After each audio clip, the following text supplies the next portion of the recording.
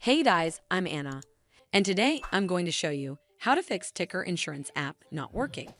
So first of all, you need to make sure you're running the latest version of the app. Open up App Store on your device, and then tap on this search icon in the bottom right corner. Then search for the Ticker Insurance app, and if you see this update button right next to the app name, simply tap on it to make sure you're running the latest version of the app. But if you still encounter this issue, then you need to clear App Cache. Go to your device settings and then scroll all the way down to General and tap on it. Then tap on iPhone Storage.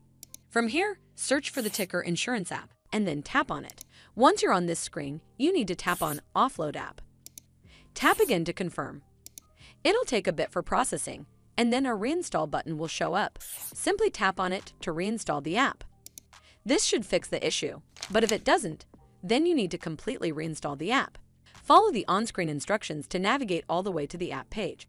Once you're on this screen, tap on Delete App to uninstall the app from your device.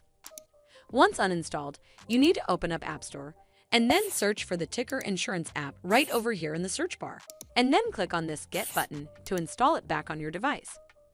Hopefully this will fix the issue, and if it did, then make sure you give this video a super thanks by clicking on this heart icon to help support the channel, and don't forget to hit that subscribe button. We'll see you in the next one.